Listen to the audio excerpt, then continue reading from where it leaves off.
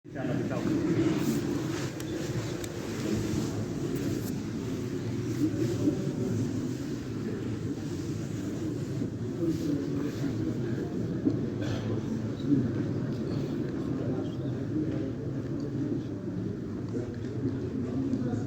الله والحمد لله والصلاة والسلام على رسول الله. رب اشرح لي صدري ويسر لي أمري واحلل عقدة من لساني يفقهوا قولي. نحمد الله يا أحباب الكرام من قلوبنا أن الله عز وجل بفضله ومنه وكرمه وجوده وفقنا وجئنا من بيوتنا إلى بيت من بيوت الله لنقضي فريضة من فرائض الله، فهذا توفيق من الله. ثم نحمد الله عز وجل يا أحباب الكرام بفضله ومنه وكرمه أنه جعلنا من أمة النبي صلى الله عليه وسلم خير أمة أخرجت للناس، فهذا فضل من الله وعطاء من الله عز وجل. الحمد لله وكفى والصلاة والسلام على عباده الذين اصطفى. أما بعد, ndugu yetu pamoja na mgeni wetu shehe wetu anasema nashukuru Allah subhanahu wa ta'ala, tumshukuru Mwenyezi Mungu subhanahu wa ta'ala kutoka nyoyo zetu ya kwamba Allah subhanahu wa ta'ala kwa mapenzi yake, kwa tawfik, kwa utukufu wa Mwenyezi Mungu subhanahu wa ta'ala kutupenda, Allah ametuleta msikitini tukatekeleza faradhi miongoni mwa faradhi za Mwenyezi Mungu subhanahu wa ta'ala, nyumba katika nyumba ya Mwenyezi Mungu subhanahu wa ta'ala. Ametutoa katika majumbani zetu na akatuleta nyumba yake Mwenyezi Mungu subhanahu wa ta'ala msikitini, na kisha akatufanya umma ya Mtume Muhammad sallallahu alaihi wasallam umma bora waliotolewa kwa ajili ya umma kuamrisha wema na kukataza maovu. Kwa hivyo tumshukuru Mwenyezi Mungu subhanahu wa ta'ala. فيا أحباب الكرام، هذه المجالس عظيمة عند الله. قال لماذا عظيمة؟ قال لأنها انتسبت إلى العظيم يعظم فيها الكبير الخالق الرازق المعطي جل جلاله. كان النبي صلى الله عليه وسلم يقول: رحم الله ابن رواحة كان يحب مجالس الإيمان. فيا أحباب الكرام، هذا الإيمان يزيد وينقص، يزيد في مجلس الإيمان وينقص في مجلس غير الإيمان. لذلك الله يقول: وذكر فإن الذكرى تنفع المؤمنين. Anasema hii ni kikao tukufu, ni kikao kubwa. Kwa nini kikao anasema ni tukufu? Kwa sababu ilikuwa na uhusiano na tukufu.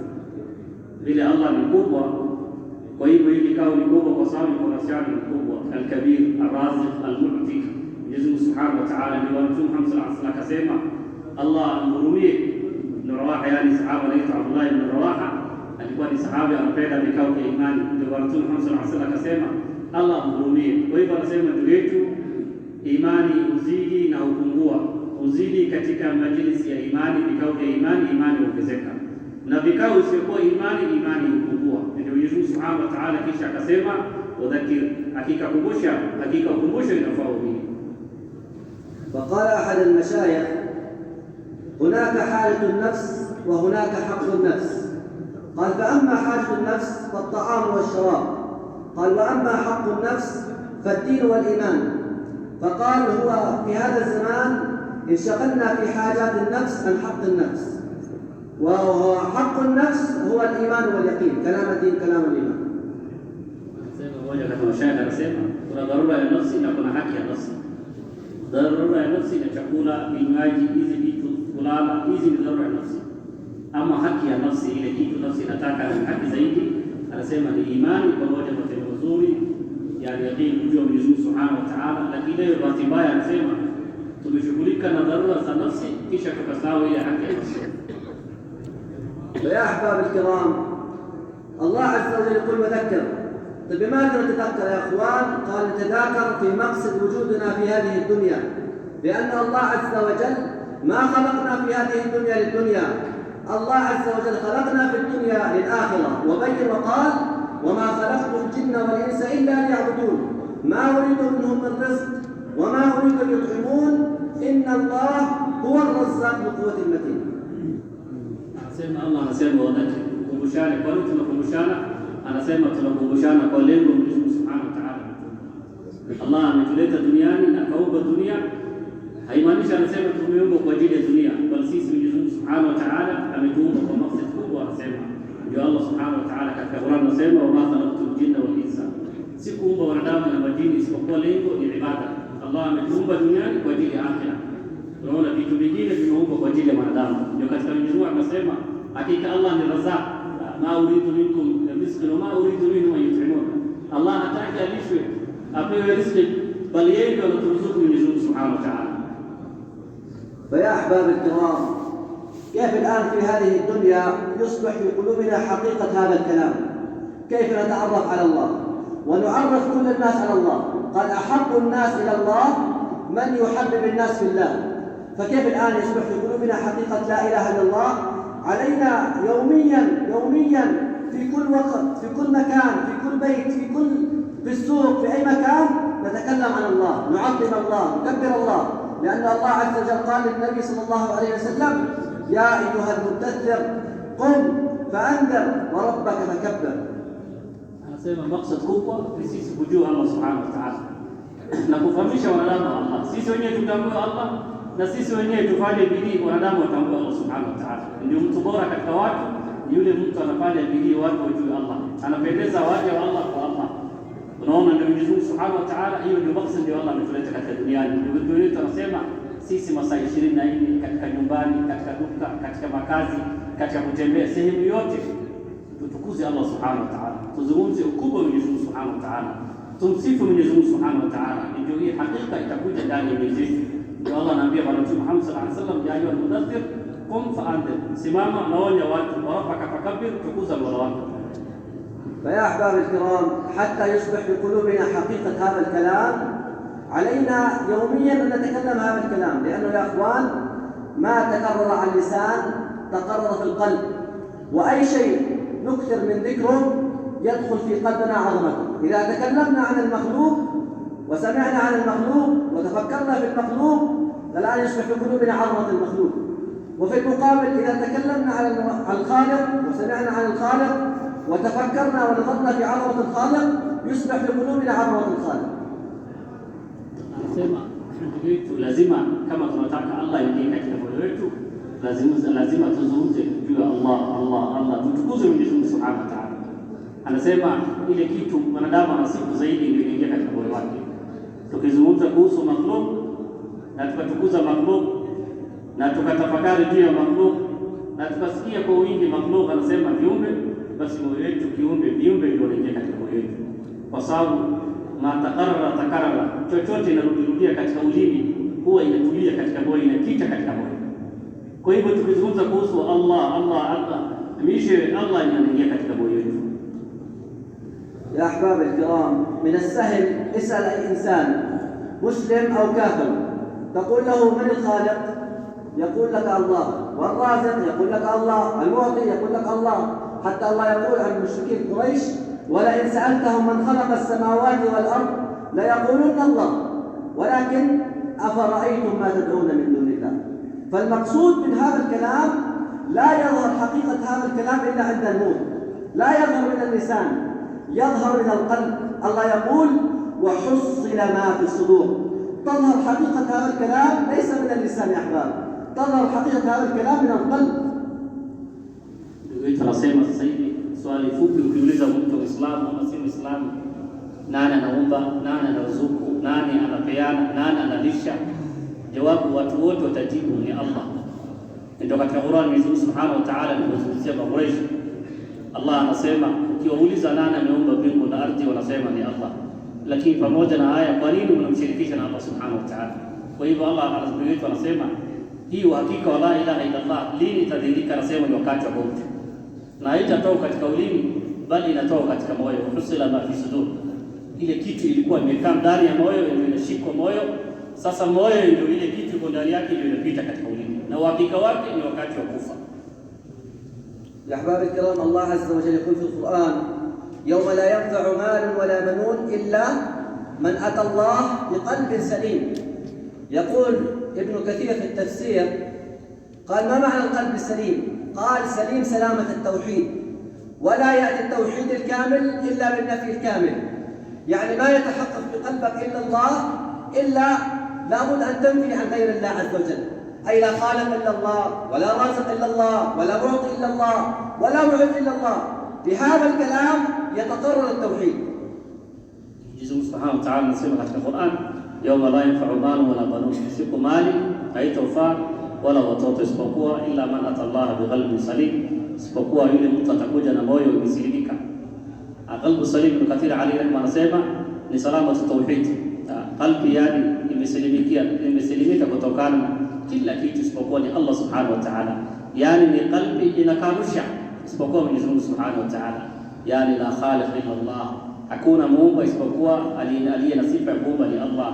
La raziq illa Allah, anayeruzuku ni Allah, anayehifadhi ni Allah, anayemiliki ni Allah. Anasema ukikanusha viumbe na ukadhibitisha Allah subhanahu wa ta'ala, hii ndio usalama wa moyo. لا إله إلا الله لها ركنان، الأول النفي والثاني الإثبات. وقال أحد العلماء على قدر التخلية تأتي التحلية، على قدر ما نخرج من قلوبنا عظمة المخلوق يدخل في قلوبنا عظمة الخالق. Ndio anasema la ilaha illa Allah iko na nguzo mbili. Kuna la ilaha yani ile kukanusha, illa Allah ni kudhibitisha. Anasema bikadri tunakanusha ndio la ilaha illa Allah inadhibitika ndani ya moyo wetu. Bikadri makhluq viumbe inatoka ndani ya moyo wetu ndio khaliq Allah subhanahu wa ta'ala anaingia. فالأنبياء عليهم الصلوات والتسليمات جاءوا بهذه الدعوة: يا قوم اعبدوا الله ما لكم من إله غيره. فكان وجه قلوب الناس من المخلوق إلى الخالق، ومن الأسباب إلى الأعمال، ومن الدنيا إلى الآخرة. Anasema Anbiya alayhi salam, mitume wote walikuja na da'wa, walikuja kuita watu kwa la ilaha illa Allah, yani min al-makhluq ila al-khaliq, kutoa watu katika ibada ya viumbe kuelekeza watu katika ibada ya Muumba, kutoa watu katika sababu na vitu vya ulimwengu na kuelekeza watu kwa a'mal, kutoa watu katika dunia fupi na kuelekeza watu katika akhira milele. لأن يا أحباب الكرام هذا المخلوق فقير محتاج عاجز ضعيف، لا يملك نفسه ذرة نفع، ولا يملك نفسه ذرة ضر، ولا يملك نفسه ذرة عزة، ولا يملك لنفسه ذرة أمن ولا طمأنينة ولا قضاء حاجة. Anasema kiumbe mwanadamu, anasema kiumbe ni dhaifu, anasema ni mzembe, ni maskini, akona ajiz, anasema yani ni dhaifu, ni mnyonge, hawezi miliki madhara wala hawezi miliki manufaa wala hawezi miliki chochote. Yani ni kiumbe kwa ufupi, kila kiumbe Mwenyezi Mungu ameumba iko na nuskan na ni mhitaji na ni dhaifu na ni akona uzembe, hamiliki chochote kwa nafsi yake wala hamiliki amana wala yani apate yani inaitwaje security wala hifadhi chochote mwanadamu hawezi kumiliki, ni dhaifu. فيا أحباب الكرام الأنبياء أصبح في قلوبهم حقيقة لا إله إلا الله. قال الأنبياء أشد الناس يقينا بالله. قال ما هو السبب؟ قال بسبب انشغالهم في الدعوة ليلا ونهارا. سيدنا نوح عليه السلام: إني دعوت قومي ليلا ونهارا. بسبب دعوة اليقين يورث في قلبك اليقين. Wanasema mitume walikuwa wanasema ya qaumi ibudullah, katika maneno yao walikuwa wanasema enyi watu wangu waabudini Allah subhanahu wa ta'ala, hakuna mola mwingine isipokuwa ni Allah subhanahu wa ta'ala. Na anasema mitume alayhi salam hakuna watu wana yaqeen juu ya Allah kuliko mtume. Kwa nini nasema 24 hours walikuwa shughuli yao ilikuwa ni da'wa? Ndio habari yake Mwenyezi Mungu subhanahu wa ta'ala alipozungumza katika Qur'an alikuwa anasema ya qaumi, anasema qala rabbi inni da'awtu qaumi laylan wa nahara, Mwenyezi Mungu nimeita watu wangu usiku na mchana. Sasa ni bidii kwa muda mrefu na kuzungumza juu ya Allah ikawafanya wako na yaqeen kuliko watu wote. يا أحباب الكرام إبراهيم عليه السلام بسبب كان عنده اليقين الكامل على ذات الله عز وجل. قال النمرود وجيش النمرود كلهم أرادوا أن يحرقوا إبراهيم، بل حرقوه، مبالغة في الإحراق. ولكن كان إبراهيم عليه السلام كان عنده اليقين الكامل على الله عز وجل. هو كان يعرف أن المتصرف في هذه النار هو الله، ولا متصرف إلا الله، أنه يغير صفة النار هو الله. صفة النار الحرق، ولكن لا تحرق إلا بأمر الله. فالله عز وجل خلق هذا المخلوق وخلق صفات المخلوق وخلق تأثير المخلوق وخلق شكل المخلوق، وما يصدر من المخلوق مخلوق والخالق هو الله. بسبب ذلك الله جعل هذه النار بردا وسلاما على إبراهيم. Anasema amezungumzia kisa Ibrahim alayhi salam. Ibrahim alayhi salam zama yake kulikuwa na mfalme alikuwa anaitwa Namrud alayhi laana, akataka yeye na jeshi yake wamchome Ibrahim alayhi salam. Bali walifanya hiyo kitendo, anasema walitayarisha yani moto kubwa. Anasema sifa ya moto, anasema moto kawaida iko na sifa ya kuchoma, na anasema moto Mwenyezi Mungu Subhanahu wa Ta'ala ameweka hiyo sifa, lakini haiwezi ikachoma isipokuwa kwa idhini ya Mwenyezi Mungu Subhanahu wa Ta'ala. Anasema kiumbe Allah ndiye ameumba, sifa ako nayo Allah ndiye ameumba, ile afari kiumbe analeta Allah ndiye ameumba, shakli yake anasema vile design ama namna anayokaa kiumbe bado Allah ndiye ameumba. Ndio muumba ni muumba na makhluq ni makhluq. Allah Subhanahu wa Ta'ala akabadilisha ile sifa tu, ilikuwa ni sifa ya kuchoma, akabadilisha qul ya naru kuni bardan wa salaman ala Ibrahim, moto kuwa baridi na salama kwa ajili ya Ibrahim alayhi salam. Allah akabadilisha hali yake. يا أحباب الكرام، في النظر في الشكل ظاهر أمر الله أن هذه النار تحرق، ولكن قال ظاهر الأمر فقدان وخسران وهلاك وموت. ولكن بعد امتثال أمر الله حسبي الله ونعم الوكيل قال فوز ونجاح ونصرة ومعية. قلنا يا نار كوني فكانت بردا وسلام على إبراهيم. Anasema moto dhahir, wakati moto ukiangalia moto anasema ni sifa, iko na sifa ya kuchoma, sifa ya kuangamiza, sifa ya kuleta hasara, sifa ya kuleta yani maangamizi, mtu anakufa. Hii ni dhahir. Lakini anasema yeye alipotekeleza maamrisho ya Mwenyezi Mungu Subhanahu wa Ta'ala kwa kusema hasbi Allah wa ni'mal wakil, Allah akabadilisha ile sifa, akafanya yani moto sifa ya baridi, akatoa sifa ya kuchoma, ikakuwa sababu yeye kufaulu, akapata mafanikio dunia na akhira, akapata nusra. Mwanzo ilikuwa hali nzito, lakini baadaye Allah akabadilisha wakati alitekeleza maamrisho ya Mwenyezi Mungu Subhanahu wa Ta'ala. إبراهيم عليه السلام في ذاك الوقت كان في الذلة، والنمرود كان في العزة، ولكن بامتثال أمر الله لسيدنا إبراهيم عليه السلام الله عزه. وفي موطن عزة النمرود الله عز وجل يذله، لأنه الله العزيز يعز من يشاء ويذل من يشاء بيده الخير وهو على كل شيء قدير. Anasema hiyo wakati Namrud alikuwa na izza kwa sababu alikuwa ni mfalme, lakini Ibrahim alikuwa dhilla, yani alikuwa ni mnyonge, yeye ndo anadhalilishwa, yeye ndo anataka kumalizwa. Lakini anasema alipotekeleza maamrisho ya Mwenyezi Mungu Subhanahu wa Ta'ala ikakuwa ni mbadala, anasema ikakuwa ni kinyume. Ibrahim ndo alipata izza na Namrud anasema Mwenyezi Mungu Subhanahu wa Ta'ala alikuwa na izza, lakini Allah amemdhalilisha kwa sababu Allah yeye ndo aziz. Mshindi ni Allah Subhanahu wa Ta'ala, yeye anampa izza mtakaye, anamdhalilisha mtakaye, na Allah anafanya anayotaka. Wallahu ala kulli shay'in qadir. Allah ni mfanyaji wa kila kitu. كذلك يا أحباب الكرام، سيدنا موسى عليه السلام أمامه البحر وخلفه فرعون وجنوده.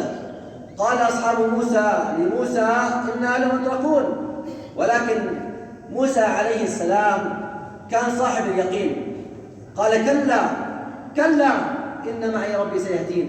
معية الله ونصرة الله ومن الله وتأييد الله الذي يدعو إلى الله.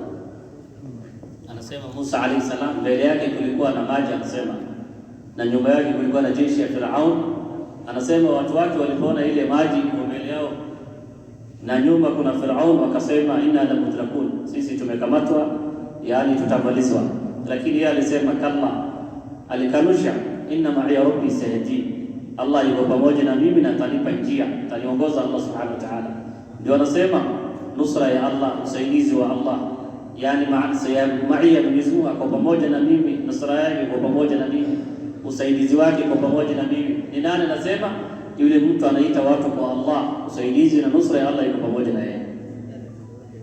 يا أحباب الكرام، ظاهر الأمر الظاهر البحر يغرق، صفة الإغراق، ولكن يا أحباب الكرام الذي متصرف في البحر هو الله، الذي خلقه البحر هو الله، والذي يتصرف في البحر هو الله عز وجل. ظاهر الأمر البحر ومن خلفهم فرعون، ظاهر الأمر فقدان خسران هلاك موت، ولكن بعد امتثال أمر الله فوز ونجاح ونصرة ومعية من الله. Anasema mbele ya Musa alayhi salam kulikuwa na maji. Sasa anasema hiyo maji mwenye mutasarrif, mwenye anaendesha nidhamu yake, mwenye ameumba, mwenye anajua hali yake ni Allah Subhanahu wa Ta'ala. Kwa hivyo anasema dhahir, ukiona dhahir mbele anasema kuna maji, unaona yani maji sifa yake ni sifa ya gharq, mtu anazama ndani yake, kuna kumalizika, kuna kupata hasara, kuna kifo iko mbele. Nyuma naye ni hivyo, anasema lakini baada ya kutekeleza maamrisho ya Mwenyezi Mungu Subhanahu wa Ta'ala, Allah ile maji ikakuwa ni nusra, usaidizi. Allah akakuwa pamoja na wao, akawapa izza na nusra Mwenyezi Mungu Subhanahu wa Ta'ala, na akawahifadhi. يا أحباب الكرام، في نفس الماء الله عز وجل نجى موسى ومن معه، وفي نفس الماء الله عز وجل أهلك فرعون ومن معه. في موطن ذلة موسى أعزه، وفي موطن عزة فرعون أذله، لأنه الله عز وجل عزيز يعز من يشاء ويذل من يشاء. Anasema hiyo maji tu Allah amewapaya wengine usalama, hiyo maji tu anasema bado wengine Allah akawaadhibu. Musa alayhi salam na watu wake wameokolewa kwa kupitia hiyo maji, na anasema Firaun na watu wake Allah amewaangamiza kwa kupitia hiyo maji.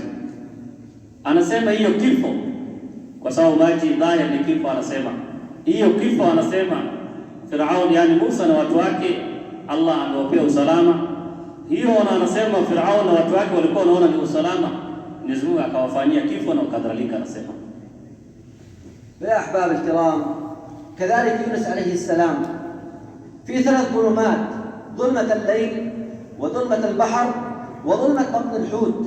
ولكن يونس عليه السلام كان عنده العلاقة مع الله.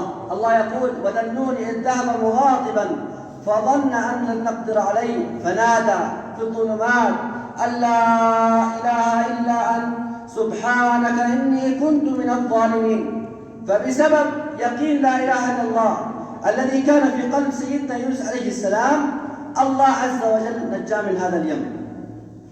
Anasema Yunus alayhi salam naye kisa yake, anasema Allah amempa mtihani. Anasema aliingia ndani ya maji, anasema ni giza, ndani ya tumbo ya mnyama na ngumi ilikuwa ni giza, maji yenyewe ni giza, yani giza tatu. Lakini huyu Yunus alayhi salam alikuwa na uhusiano na Allah subhanahu wa ta'ala. Fadhannuni idh dhahaba mughadiban fadhanna an lan naqdir alayhi fanada fi dhulumat an la ilaha illa anta subhanaka inni kuntu min adh-dhalimin. Aliomba hiyo dua, na kabla kuomba hiyo dua alikuwa na uhusiano na Allah subhanahu wa ta'ala. Allah akajibu na akafanya hiyo maji na hiyo giza na hiyo hali, Allah akatoa ndani yake na akampa nusra na usaidizi. يا أحباب الكرام، الباب مفتوح ليس ليونس. الله عز وجل يقول: وكذلك نجيناه من اليم وكذلك ننجي المؤمنين. الذي امتثل أمر الله ومشى على طريق رسول الله، الله عز وجل ينجيه. Anasema si peke yake, bali mlango ni wazi. Mwenyezi Mungu Subhanahu wa Ta'ala katika hiyo aya bado anasema wakadhalika nunjil mu'minin, hivyo ndio tunaokoa waumini. Anasema mlango ni wazi, yeyote atakayepata Allah na mitume Mwenyezi Mungu Subhanahu wa Ta'ala, hivyo ndio Allah anamokoa na kumpa usaidizi.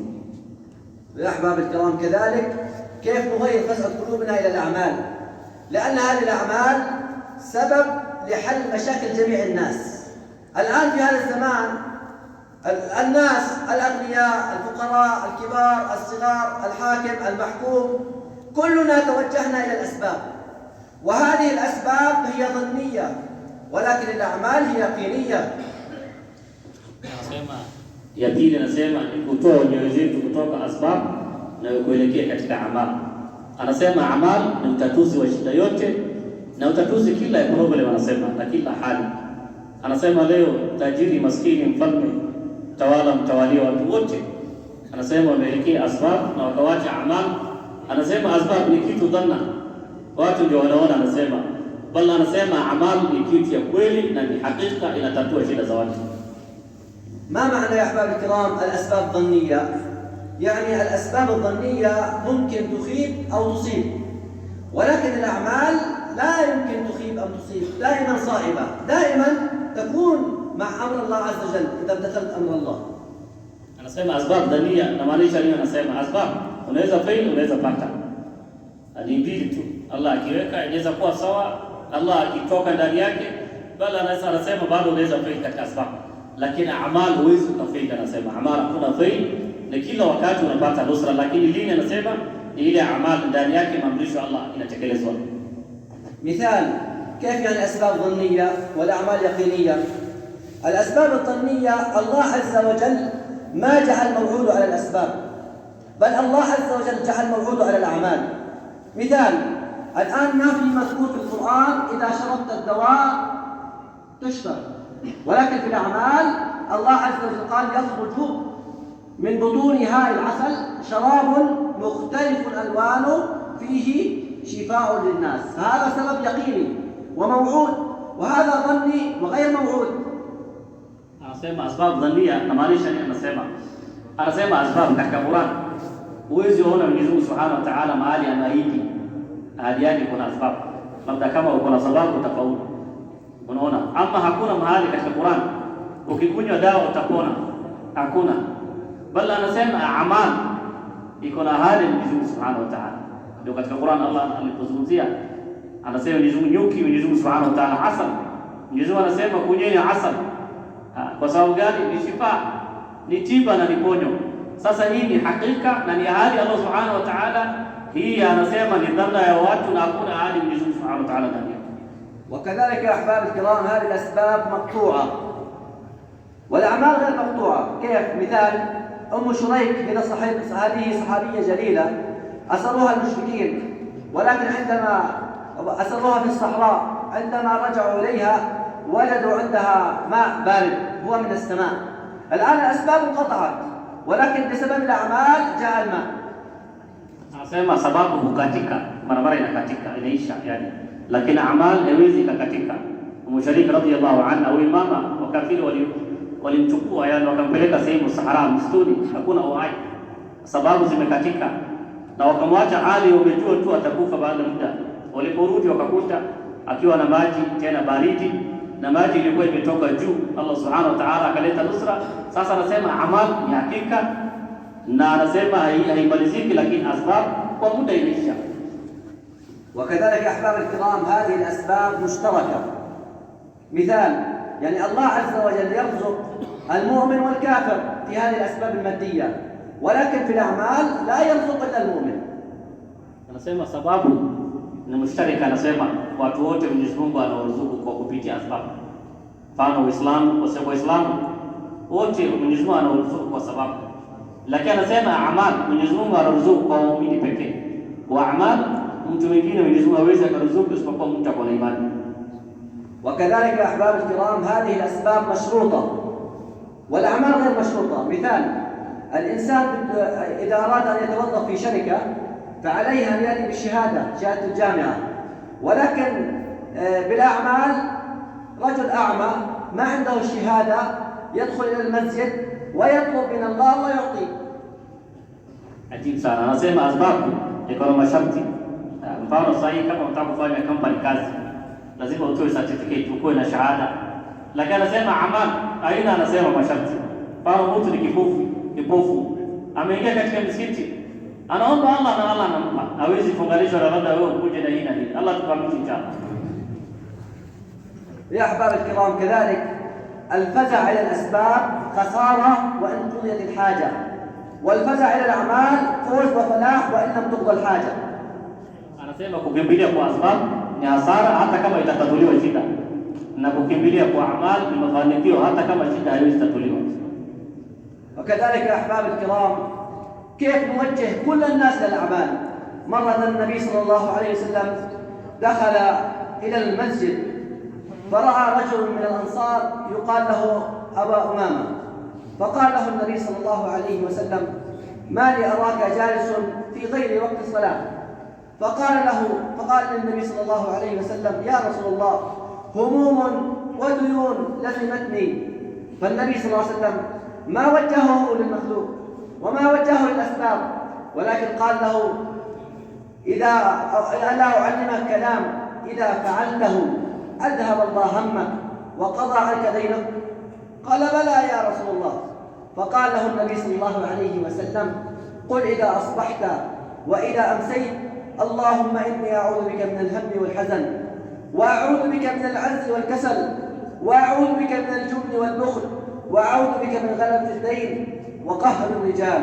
فيقول ففعلت ذلك فأذهب الله همي وقضى عني ديني.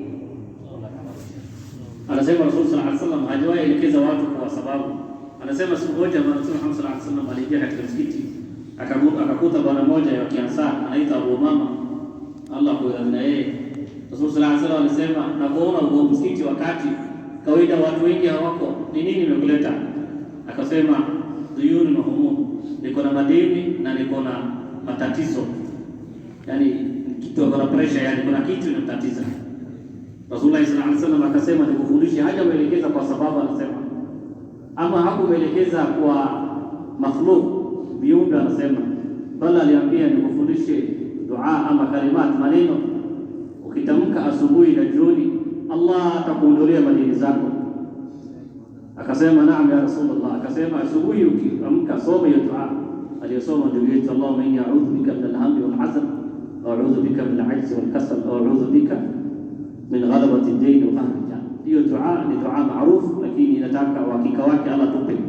Sasa asubuhi aliposoma na jioni aliposoma, baada muda tena akasema ya Rasulullah, Allah ameniondolea ile madeni na ile humum, kitu inaniweka huzuni na wasiwasi, Allah ameniondolea. Allah alhamdulillah, Allah tufahamisha.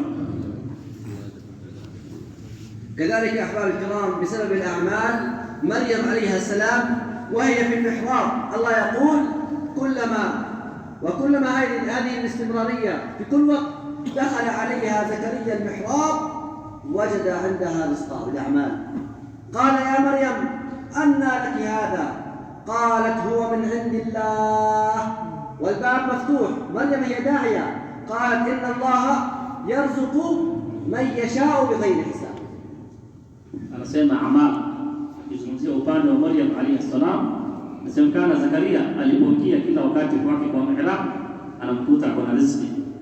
Sasa Zakaria alayhi salam akasema wa kullama dakhala alayha Zakaria al-mihrab wajadaha 'indaha rizqa. Wa kullama, lugha kirami inatumiwa ni kila wakati anapokuja anamkuta kuna riziki, na yeye ndio alikuwa anasimamia baadallah, lakini kitu hakumwachia, ndio anaona akiwa nayo riziki. Unaona, kisha akamuuliza ana laki hadha, umetoa wapi hizi? Qala huwa min indillah, imetokana na Allah, na Allah yarzuqu man yashau bighairi hisab, Allah anamruzuka anayetaka bila hisabu. Inasemekana ndugu wetu anasema huyu mama alikuwa daia, anaita watu kwa khair, anasimamia mambo ya dini wa amal, Mungu ametatua hali yake. كذلك يا أحباب الكرام هذه الدنيا فانية والآخرة باقية، سوف يأتي علينا يوم ونفارق هذه الدنيا، سوف يكون المعاش يكون في القبر، يكون لا أنيس ولا جليس في هذا القبر. Anasema sisi wote tutakuja kuondoka, na dunia ni fani, ni maisha ya fupi na maisha kuondoka. Sasa hivi anasema mbele yetu itakuwa ni kaburi. Hizi vikao tunakaa sasa hivi, hizi vyakula tunakula, zote zinamalizika. Kwa hivyo anasema hiyo ndio safari iko mbele yetu. سوف نعيش في هذا القبر، على اليمين تراب وفي اليسار تراب وفي التحت تراب وفوق تراب، كله تراب. فماذا ينفعنا في هذا القبر؟ ينفعنا شيء واحد، الأعمال الصالحة. Anasema tutaingia ndani ya kaburi, kulia ni mchanga, kushoto ni mchanga, juu ni mchanga, chini ni mchanga. Anasema katika hii hali nini itatusaidia? Anasema ni amali salihah, matendo mazuri. فكان الصحابة رضي الله عنهم مقصودهم من الدنيا ليست الدنيا، مقصودهم من الدنيا الآخرة. ليس المقصود من الدنيا حل مشاكل الدنيا، ولكن مقصد وجودهم من الدنيا حتى يحلوا مشاكل الآخرة، مشكلة القبر والحشر، الصراط، تطاير الصحف، كيف يأخذ الكتاب بيمينهم ويدخل الجنة. هذه الصحابة فكرهم لا محل مشاكل الدنيا. Anasema sahaba walikuwa katika dunia, hawakuwa katika dunia kutatua shida zao, bali anasema walikuwa katika dunia kutatua shida zao za akhera. Mbele yao ilikuwa ni kaburi, siku ya kufufuliwa, siku ya kupewa vitabu, siku ya kuhesabiwa akhera, janna. Mambo kama haya ilikuwa mbele yao. Sasa fikra yao ilikuwa ni vipi watatatua akhera yao kwa dunia. يا أحباب الكرام، هذه الدنيا فانية والآخرة هي الباقية. هذه الدنيا الله عز وجل يقول وما الحياة الدنيا إلا متاع الغرور. الله يقول في آية أخرى واضرب لهم مثل حياة الدنيا كماء أنزلناه من السماء فاختلط به نبات الأرض بعد ذلك قال فأصبح هشيما تذروه الرياح وكان الله على كل شيء مقتدرا. هذه الدنيا. Anasema ndugu yetu, yani dunia ni maisha ya fani, maisha ya kumalizika, akhira ni maisha ya milele. Ndio Mwenyezi Mungu Subhanahu wa Ta'ala akasema, wama hayatu dunya illa mata'ul ghurur, maisha ya dunia si chochote wala lolote isipokuwa ni maisha ya muda mfupi, maisha ya udanganyifu. Allah Subhanahu wa Ta'ala ayingine akasema, wadrib lahum, pigia mfano, kwa sababu Qur'an mara nyingi ni ibra, ni mfano. Mwenyezi Mungu Subhanahu wa Ta'ala anasema dunia mfano wake ni kama maji iliyotolewa kutoka juu ikachapa ardhi, kisha ikatoa mimea na matunda. Baada muda, anasema wakati wa joto imekuja, ardhi ikakauka, ni kana kwamba si ile ardhi jana ilikuwa inatoa mimea. Hivyo ndio maisha ya dunia na akhira. فالصحابة رضي الله عنهم كان أمامهم الآخرة، لأن هذه مشاكل الدنيا ليست مشاكل الدنيا فانية، ولكن مشاكل الآخرة باقية. مشاكل الدنيا صورة، ومشاكل الآخرة حقيقة. مشاكل الدنيا قطرة، ومشاكل الآخرة بحر. هناك المشاكل يا أحباب الكرام، والله يا أحباب. Anasema shida ya dunia itaisha, shida ya akhira haiwezi ikaisha. Shida ya dunia anasema ni fupi, shida ya akhira anasema ni mingi. Anasema shida ya dunia anasema ni kidogo, anasema lakini shida ya akhira anasema ni bahari. Na anasema akhira, ndugu zangu, shida ni kweli, kuna shida kubwa. لو الآن تفكرنا في الدنيا كم نعيش؟ 60 سنة، 70 سنة، 80 سنة. بعد ذلك الأول تفكرنا في كل مشاكل الدنيا. لو تفكرنا في كل مشاكل الدنيا، ما هي المشاكل؟ نقص طعام، نقص شراب، نقص لباس، نقص زوجات، نقص مال. هذه الدنيا ومشاكل هذه الدنيا ليست مشاكل الحقيقية ما بعد الموت. Anasema dunia tutaishi ngapi? Anasema labda 40, sema 50, 60, 70, 80. Baadaye anasema ni kuelekea akhira. Anasema dunia kuna matatizo gani? Anasema tukisema kuna matatizo ni gani? Ni chakula kupungua, kinywaji kupungua, nguo kupungua, wanawake kupungua. Hii ndio mashakili ya dunia. Anasema hizo mashakili si mashakili, anasema si matatizo. Matatizo ya kweli ni baada ya kifo. أحد الصحابة في المعركة دخل سهم من صدره وخرج من ظهره وهو يقول: فزت ورب الكعبة، فزت ورب الكعبة. فهم قالوا: بما فاز هذا؟ قال: حل مشاكل الآخرة، فاز في الجنة. وهذا هو الصحيح. Anasema sahaba moja katika vita, kuna mkuki ama mshale uliingia katika kifua chake. Hapo akasema fustu wa rabbul Kaaba, nimefaulu Mola wa Kaaba. Walio karibu akasema hii kufaulu ni nini? Mtu hali yake ni ngumu na mtu anakufa, kufaulu ni nini? Inawezekana hiyo kufaulu, alisema fustu wa rabbul Kaaba, nimefaulu Mola wa Kaaba. Ni ile akhira, shida yake akhira imetatuliwa, amefaulu mtu. مرة دخل النبي صلى الله عليه وسلم عليه الصلاة والسلام إلى عائشة رضي الله عنها، فوجدها تأكل وجبتين في يوم، فقال لها النبي صلى الله عليه وسلم: يا عائشة، ما جعلت في الدنيا همك إلا بطنك، فهي تأكل وجبتين فقط. Mmoja anasema Rasul sallallahu alaihi wasallam aliingia kwa Aisha radhiallahu anha kwa siku amekula mara mbili. Kisha Rasul sallallahu alaihi wasallam akauliza, ya Aisha, kwani umekosa kazi nyingine isipokuwa kukula mara mbili kwa siku? فقالت له عائشة رضي الله عنها: إني أريد اللحوق بك في الجنة. فقال لها: إذا أردت اللحوق بي فعليك أن يكفيك من الدنيا زاد الراكب، ولا تصاحب الأغنياء ولا تكوني معهم. Aisha radhiallahu anha siku moja alisema, ya Rasulullah, nataka nikuwe pamoja na wewe katika janna, anikutane na wewe, nikuwe mke wako katika janna. Rasulullah sallallahu alaihi wasallam anasema, kama ni hivyo basi katika dunia ikutoshe kiasi ya mtu mpitajia mtu wako katika safari, ile haja kidogo anabeba katika safari hiyo, kiasi ikutoshe, na usikuwe pamoja na watajiri wala usifanye urafiki na watajiri. والصحابة رضي الله عنهم كانوا يرضوا النقص في الدنيا، ولكن لا يرضوا النقص في الآخرة.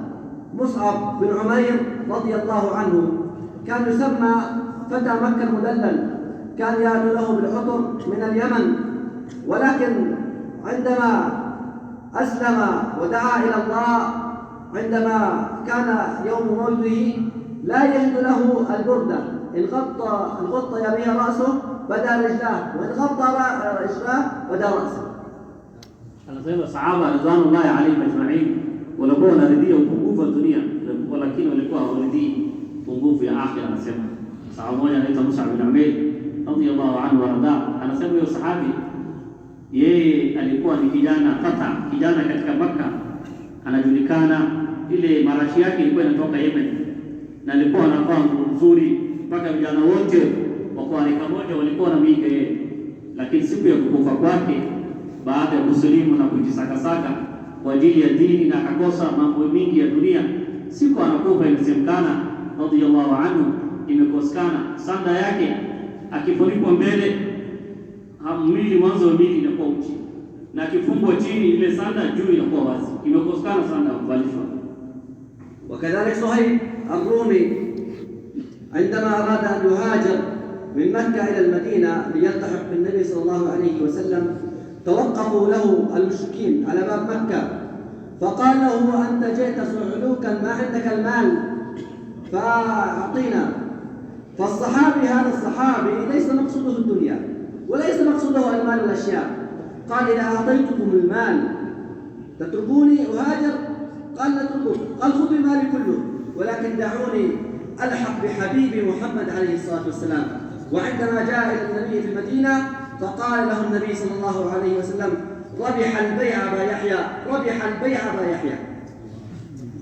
Anasema sahaba mwingine anaitwa Said Rumi radhiyallahu anhu warda, anasemekana ni sahaba wakati alipenda kutoka Maka kuelekea Medina ili kukutana na Mtume Muhammad sallallahu alaihi wasallam. Wakafiri wa Maka walimngojea nje ya Maka, wakamuuliza, ulikuja ukiwa maskini? Hapo mtu wa Maka mwenyeji alikuwa mtu ametoka hapo, umetukujia ukiwa maskini, huna chochote wala lolote, leo umetajirika, huwezi ukatoka hivi Maka. Sasa yeye lengo yake haikuwa dunia, huyu mtu lengo yake ilikuwa ni akhira. Akauliza, je, mnaonaje nikiwapea mali yangu mtaniachia, mtanidia? Akasema, ukibakisha mali sisi hatutaki, wewe enda. Basi aliwaelekeza mali yake sehemu moja katika Maka, walichukua kisha akaondoka bila chochote. Alipofika Medina, Rasul alipomwona kwa mbali akamwambia, rabiha, biashara imefaulu ya Aba Yahya. Kijana yake alikuwa anaitwa Yahya, akasema, baba Yahya, biashara imefaulu, biashara imefaulu. Yani ile biashara unaingia na Allah, akhira imefaulu. يا أحباب الكرام، بهذا الأساس انتشر الدين. النبي صلى الله عليه وسلم مرة أراد أن يقسم الغنائم لأحد الصحابة، فأعطاه النبي صلى الله عليه وسلم أعطى الغنائم لهذا الصحابي، فقال للنبي صلى الله عليه وسلم: يا رسول الله، ما على هذا بايعتك، أنا بايعتك عن سهم يدخل من هنا ويخرج من هنا. فقال له النبي صلى الله عليه وسلم: إن تصدق الله يصدق. ففي معركة أخرى بعد انتهاء الحرب، فهم تفقدوا الصحابة الشهداء فوجدوه ميت قد مات استشهد في سبيل الله، فوجدوه محل ما أشار، فقال النبي صلى الله عليه وسلم: هو؟ قالوا: نعم هو. قال: صدق الله فصدقه الله. Anasema kwa hii foundation na kwa hii msingi ndio dini imeenea katika ulimwengu mzima. Anasema katika siku moja Mtume Muhammad sallallahu alaihi wasallam alikuwa anagawa ghanima baada ya vita. Kuna sahabi mmoja Rasul sallallahu alaihi wasallam akampa ile shehe yake, ile bahati yake, akasema, ya Rasulullah, sijafanya bai'a na wewe, ile kiapo ya utiifu, sijafanya bai'a na wewe kwa sababu ya labda imani. Mimi nataka, anasema, mshale ile dungi hapo, anasema, na itoke upande mwingine. Hiyo ndio lengo yangu mimi Muislamu. Anasema nimefanya bai'a na wewe, lengo yangu ni akhira maana yake. Anasema baada ya muda tena kuna vita vingine vilitokea, lakini Rasul sallallahu alaihi wasallam hapo akasema, sadikisha kwa Allah, Allah atakusadikishia. Kama ni kweli itakuwa ni kweli mbele ya Mwenyezi Subhanahu wa Ta'ala. Baada ya muda kuna vita imetokea, akahudhuria ile vita, na ile mshale imerudi kuja tu ikaingia katika hapo na imetoka upande mwingine. Baada ya wale watu walikuwa wanaangaliwa, wale mashahidi waliokufa bisa billah, maiti yao inaandaliwa, akaonekana huyu bwana naye amelala upande moja, huyu sahabi Allah kwa radhi naye amekufa katika bisa billah. Rasulullah sallallahu alaihi wasallam aliposimama juu yake na akamwona ni yule mtu, akasema, huyu amesema ukweli mbele Allah Subhanahu wa Ta'ala, na Allah akamtimizia hiyo ukweli wake. Truth, yani amesadikisha mbele ya Allah, Allah akamsadikishia. فبسبب يا أحباب الكرام الصحابة كانت هذه عواطفهم، رضوا أن يعيشوا أي حياة. بيت صغير، طعام قليل، شراب قليل، مال قليل، ليس مشكلة، ولكن مشكلتهم ومقصودهم الآخرة. فبسبب ذلك الحياة ليس مشكلة، يأتي النقص في الطعام والشراب واللباس والمسكن والمركب ليس مشكلة، ولكن لا يأتي النقص في الدين. Anasema kwa hii misingi na kwa hii malezi sahaba ridwanullahi alayhim ajma'in walikuwa wanaona chakula ikipungua si kitu kubwa, nyumba ndogo si kitu kubwa, nguo fupi ama nguo chache si kitu kubwa. Kila kitu, kinywaji ikipungua, vyakula ikipungua, malazi ikipungua, nguo ikipungua, nyumba ikikosekana, walikuwa hawaoni kitu kubwa. Lakini wao walikuwa hawataki wala hawaridhii akhira yao kupungua na upungufu ya dini patikana ukiwa haya, walikuwa hawaridhii. فبسبب ذلك يا أحباب الكرام أصبحوا مستعدين للدين، كانوا مستعدين للموت، لا يريدون شيء قبل الموت، مستعدين للجهد والتضحية من أجل هذا الدين والحركة من أجل هذا الدين. الغلام في سورة البروج القصة طويلة ولكن المختصر كان عنده المقصد. ما هو المقصد؟ كيف أموت ولكن يحيى الدين. عندما قال للملك أنت ما أنت بقادر حتى تجمع الناس على صعيد واحد ثم تصلبني على جذع نخلة. هو يريد أن يضحي بنفسه من أجل الدين. قال وتجمع الناس على صعيد واحد وتأخذ سهما من كنانتي وتضعه في كبد القوس وتقول بسم الله رب هذا الغلام، فإن فعلت ذلك قتلتني. فهذا الغلام ماذا يريد؟ أن يموت ولكن يحيى الدين. Anasema hawa walikuwa lengo yao sahaba ilikuwa ni dini yenyewe katika ulimwengu mzima. Sasa wao walikuwa mustahidina, anasema walikuwa kwa hai duniani kwa ajili ya dini, wakufe kwa ajili ya dini. Walikuwa kwa tayari wameshajiandaa, wamekufa kabla hata kifo, walikuwa tayari kwa kila hali. Anasema kisa moja katika yani imetajwa ndugu yetu, anasema kuna kisa Mwenyezi Subhanahu wa Ta'ala anasema ndugu yetu katika hadithi pamoja, ule kijana fulani, unaona ule kijana anaamua watu wapate dini lakini yeye akufe. Ameamua kusacrifice. Kisa ni refu lakini mukhtasar kwa fupi, yeye ameamua watu wapate dini na wajue Allah lakini yeye akufe.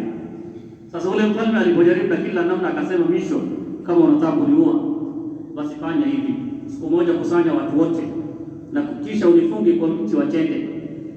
Kisha ile ilitwaje ile mshale ukishika hivi, sema bismillah rabbil alamin, yani tupa hiyo mshale na kusema bismillah inaanza na jina la Allah rabbil alamin. Mbona huyu kijana sasa inasemekana alipotupa hivyo na huyu kijana ugongo na mshale, watu wote kuona hivi na walikuwa nasikia wakasema amanna bi rabbil alamin, sisi tumeamini Mola huyu kijana.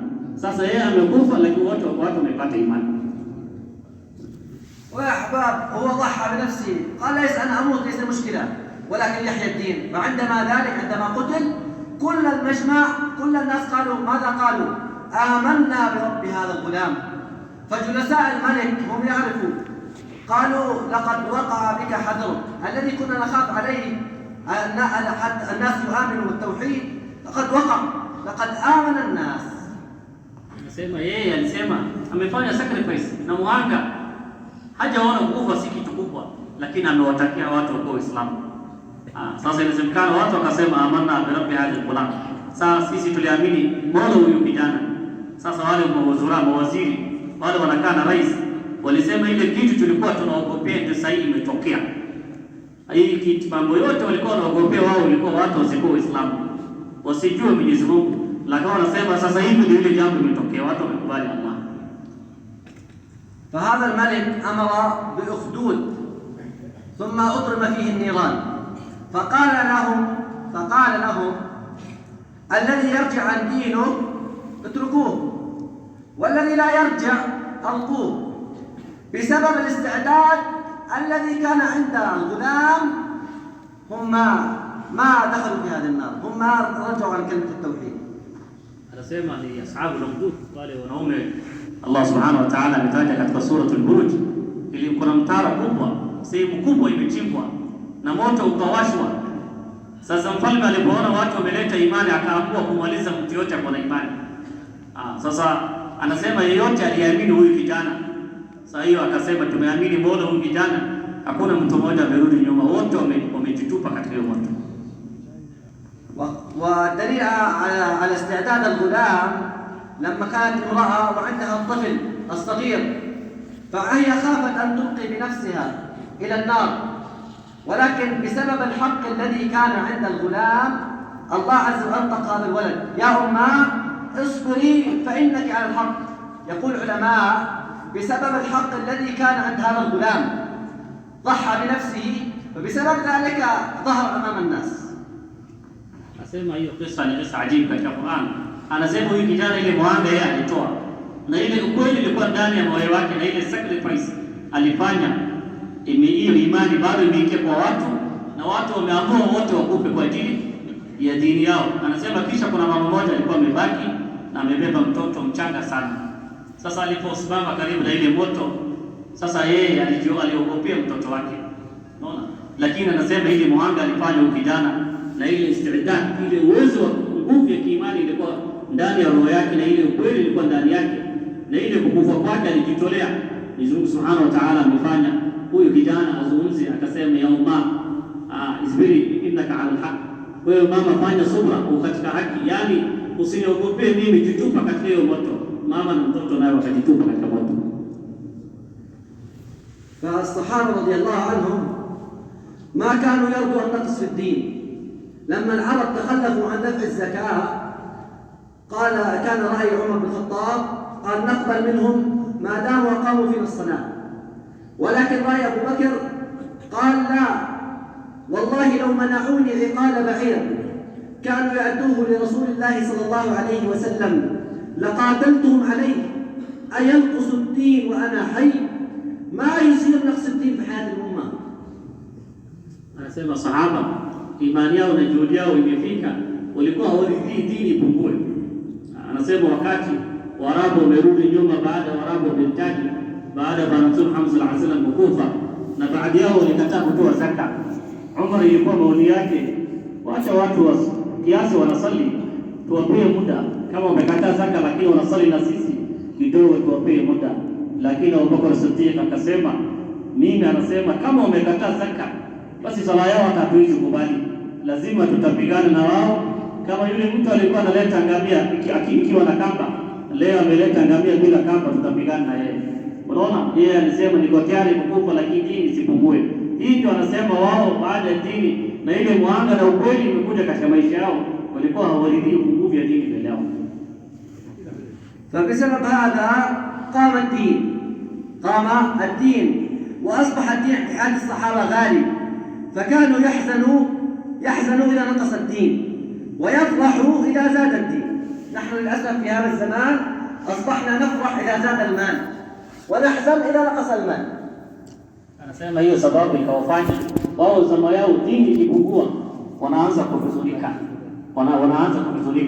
lakini anasema mali ikipungua ilikuwa huzuniki. Awali ni kitu kubwa, lakini zama hizi baada ya watu kukosa dini na bidii ya dini na hakuna juhudi ya dini, leo mali kuongezeka tunafurahi, lakini dini ikipungua hatuhuzuniki wala hatufurahi.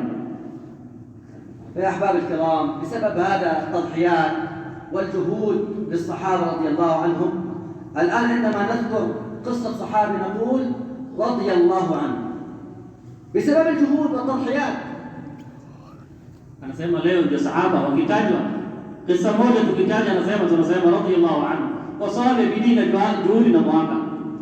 فعلينا يا أحباب الكرام الآن نستعد كما استعد الصحابة رضي الله عنهم، نجتهد من أجل هذا الدين، نضحي من أجل هذا الدين، نتحرك من أجل هذا الدين. الله يقول آمنوا كما آمن الناس. من هم الناس؟ الصحابة. في آية أخرى يقول فإن آمنوا بمثل ما آمنتم به فقد اهتدوا. Anasema lazima sisi naye kama tunataka kufika mahali walifika, lazima tufanye mwanga walivyofanya, tufanye juhudi vile walivyofanya. Ni Mwenyezi Mungu Subhanahu wa Ta'ala anasema aminu kama amana nas, leteni imani vile walivyoamini wanaume. Fa ina amanu bimithli ma amantum bihi faqad ihtadaw. Mwenyezi Mungu anasema mkiamini vile sahaba walivyoamini basi mtaokoka. تكون هذه النية في قلوبنا أن نستعد كسائر الصحابة مهما لم نوصل إلى مستواهم، ولكن تكون النية من مستعد لإرسال الصحابة؟ هذه النية في قلبنا. Anasema hata kama hatutafikia sehemu ulifika wao, lakini hiyo nia ndani ya moyo wetu lazima ikue. Hao wanaona tujifananishe na wao, na kama hatutafikia tukue karibu na hao. Naana kuna hiyo nia, anasema hii nia ndio itakayo. ما شاء الله ما شاء الله. كلكم مستعدين لإرسال الصحابة؟ إن شاء الله. Tayari kama sahaba. إن شاء الله. الله يتقبل. الله يقبل صاحب التشكيل. نعم. فمن مستعد أحباب؟ كل النفس، كل الوقت، كل المال للدين. من مستعد ينوي؟ هذه النية بس. Anasema nia kwanza, kila wakati, kila mali, kila juhudi, na kwa tayari kwa ajili ya dini inshallah. الله يقول قل إن صلاتي ونسكي ومحياي ومماتي لله رب العالمين. Allah anasema Bwana Mtume Muhammad sallallahu alaihi wasallam, yani mali yangu, wakati wangu, uhai wangu, kifo yangu, yote ni kwa ajili ya dini ya Mwenyezi Mungu Subhanahu wa Ta'ala. الله يتقبل إن شاء الله. Allah akubali. والله يا أحباب قبل أن نأتي من الأردن واحد من الأحباب هو جاهز مستعد للخروج. قال أنا تقبلوا أن أخرج معكم؟ هو رجل شيبة كبير. قال تقبلوني؟ جاء إلى الأحباب إخواننا قال تقبلوا أخرج معكم؟ قال نقبل ليس مشكلة تكون نخدمك. ولكن يا أحباب الكرام قبل أن نخرج هو مات. هو استعد ولكن الأجر موجود إن شاء الله. Anasema kuna mzee mmoja aliwakuja sisi, anasema kabla kukuja akasema, jamani, mimi niko mzee lakini tawapata, niko tayari, lakini mtalifanyia khidma. Wakasema tutakufanyia khidma, hakuna shida. Anasema kabla kutoka nimekufa, ni yake Allah amemwandikia, tuwe tayari inshallah. Allah tukubali na Allah tufahamishe. Kwa hakika ndugu zangu, Allah subhanahu wa ta'ala amepatia kitu kubwa sana. Bayani ndugu yetu, mgeni wetu mtukufu amefanya inatosha. Kwa hivyo ndugu zangu, muhimu ni kwamba tukue tayari. Masahaba radhiallahu anhum wamekuwa tayari kinyoyo. Sisi pia uzito uliopo ndugu zangu ni nyoyo zetu, na hii uzito hautaondoka mpaka tuharakike katika viungo vyetu na tuende katika njia ya Allah subhanahu wa ta'ala. Ndugu zangu, hasara kubwa sana ni siku ile tuingia katika kaburi zetu na tuone kwamba tumepoteza fursa kubwa sana siku hii leo.